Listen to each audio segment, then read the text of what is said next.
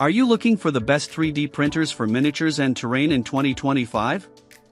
In this video we will look at some of the 5 best 3D printers on the market. Before we get started with our video, we have included links in the description, so make sure you check those out to see which one is in your budget range. Starting at number 1. Anycubic Photon M3 3D Printer. The newly released Anycubic Photon M3 hits its stride in miniature making by bundling in better specs at the same price as its predecessors, the Photon Mono and Mono 4K. These enhancements are most pronounced with a larger 163 by 103 by 180 mm build volume. This might not seem like much on paper, but means the Anycubic Photon M3 can produce much larger single models or batch print more copies of the same in one sitting than the Mono 4K, let alone the original Mono.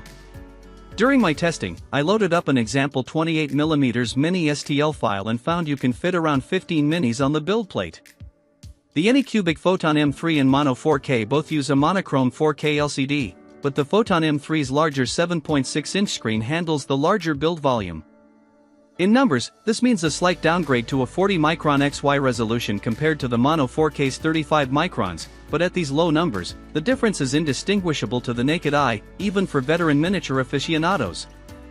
We still recommend the Photon M3 over the Mono 4K for the larger build volume. At this level, a 5-micron difference is not going to make a difference, even in the most precise of miniatures. Against the standard Mono's 2K LCD, there's no competition. The Anycubic Photon M3 delivers far better fine details and features on even the most complex Warhammer and D&D figures. It does so fast as well, with a solid 50 mm per hour print speed, which equates to roughly 30 minutes per 28 mm model. At number 2. Anycubic Photon Mono M5S 3D Printer. The Anycubic Photon Mono M5S has a stacked range of built-in sensors and checks to keep everything working, so you spend more time enjoying successful prints than cleaning up failures, or scratching your head wondering what went wrong. These features include print peel detection, hands-off bed leveling, a resin level sensor, and a self-check routine to pick up potential hardware issues. Beyond that, the Anycubic Photon Mono M5S is the best mid-size resin printer right now in its price range. Nothing else competes with thanks to the combination of a roomy 218 by 123 by 200 mm build volume, 12K resolution, and 19/24 micron XY resolution. Whereas the Photon M3 fits around 15 miniatures on the build plate, I estimate around 28 minis can fit on the M5S build plate. If you don't need the extra space, then the Mars 4 or Photon M3 should be fine. But with this extra space and resolution, you can print larger batches of miniatures, and they'll come out with glistening detail and sharp features. If you use high-speed resin, the M5S can even push print speeds up to 105 mm per second, vastly reducing print times while still maintaining print quality on your minis. Though you'll find a slightly large build volume on similar models like the Elegoo Saturn II, the M5S beats the Saturn II's 29-micron XY resolution. Similarly, the Frozen Sonic Mini 8K trumps the M5S with its 22-micron resolution, but that printer is capped at 8K prints and has a substantially smaller 165 by 72 by 180 mm build volume, so you'll get less detailed miniatures and small batches. Overall, in my opinion, the Mono M5S is the best middle ground printer in the mid-size range, and is perfect for large batches of minis, at high quality, at high speeds. At number 3.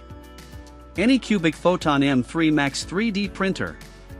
The Anycubic Photon M3 Max has a huge 293 by 163 by 300 mm build volume.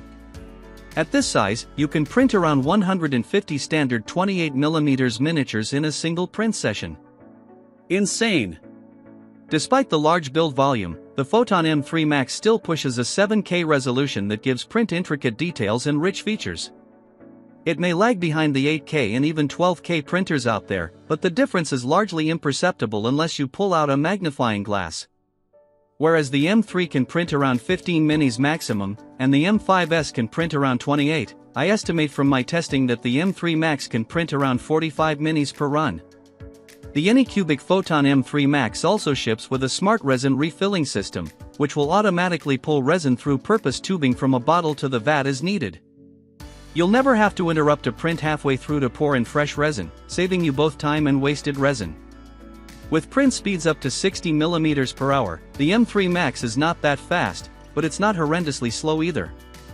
And with the size of the printer, you could in theory print 150 minis in around an hour if they were all small enough. However, if you need faster speeds, I recommend the 105 mm per hour speeds on the Anycubic Photon Mono M5S, and if you want better detail, go for the Frozen Sonic Mini 8K.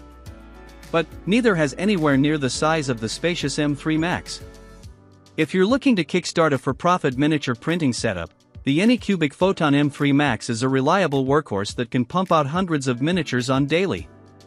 At over $800, it's a lot more expensive than some cheaper desktop options, like the Photon M3, or Mars 3 and 4 printers. At number 4. Ankermake M5C 3D Printer.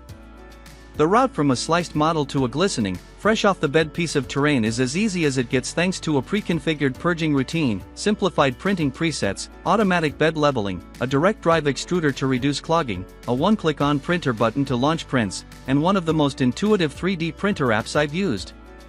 It's also super fast. It prints up to 500 mm per second with only a minor loss of quality, which won't matter that much for rough and ready terrain anyway.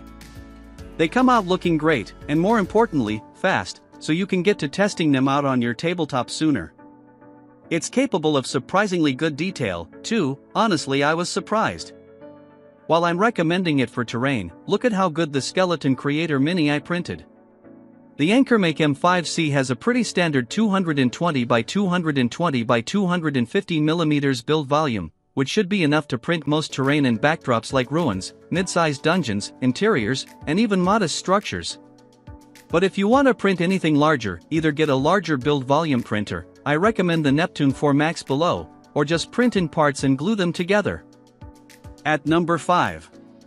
Elegoo Neptune 4 Max 3D Printer. The Elegoo Neptune 4 Max is a perfect fit if you're a tabletop enthusiast that wants a reliable FDM printer to bring large-scale terrain to life. The huge 420 by 420 by 480 mm build volume is enough to print entire structures like towers and cathedrals or even large trees and rock formations. You can also print smaller pieces within the same job as medium-sized terrain prints. You have so much space. The nice part also is that you don't need to print multiple pieces and then attach them. It's fine to do this, but it's extra time, and the glues together pieces can be weaker than if they were just printed in one part. For example, this is a large statue model I printed in one large piece, which is larger than most terrain I'd ever need to print, and it came out really well.